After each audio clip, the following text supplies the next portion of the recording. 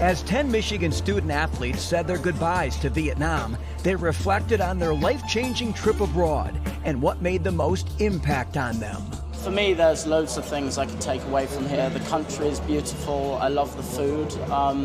But I think the most important one for me is the people. They look to not forget, but to forgive. And it's amazing to me how universally peace is wanted. The biggest takeaway for me is the importance of knowing your own culture as well as another culture. I think the biggest thing, even after visiting a lot of the museums and stuff, understanding that a lot of what happened during the Vietnam War was because a lack of understanding of another culture. Two of the biggest things I would take away, just gaining perspective on how a very different place in the world lives, and just the resiliency of this country to have such a rich culture. A culture that has been described as relentlessly optimistic.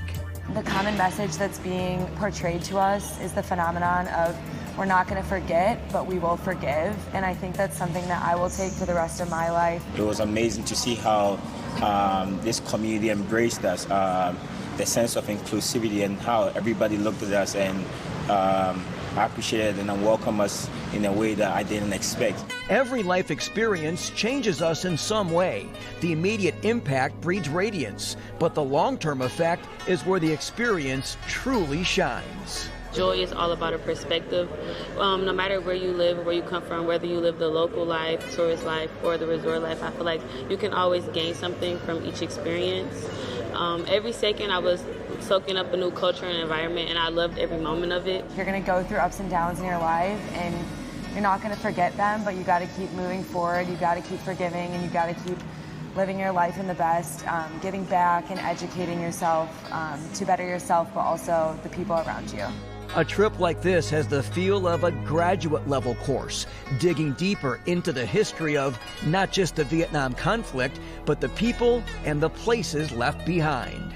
I just want to go home and do research on my own, study more, and educate myself, because there are a lot of events that just aren't discussed in our classes necessarily, and just take accountability for yourself. We went to so many different museums and war sites, and it was really hard sometimes to realize just how real it is, and also that people drafted from the United States were our age, if not younger, and it just became so real beyond maybe a paragraph in a textbook.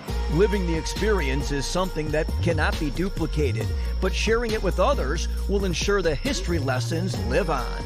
It's very important to be here and experience real life events that have occurred, tragic events, and be able to take this information that we learn and implement it into our community when we get back home and our teams. This entire experience has just been so powerful, and I think that there's definitely a responsibility now to go home and share what we learned. I'd love to go back to a couple high schools back home, be able to share all the experiences and everything that we learned about this beautiful country of Vietnam and the impacts of war. No one wins in war, and I'm still figuring out how a little student athlete at Michigan could actually impact that, but I'm definitely looking forward to trying, and everybody here has just been so great, and I'm still processing everything, but I'm so grateful to be here.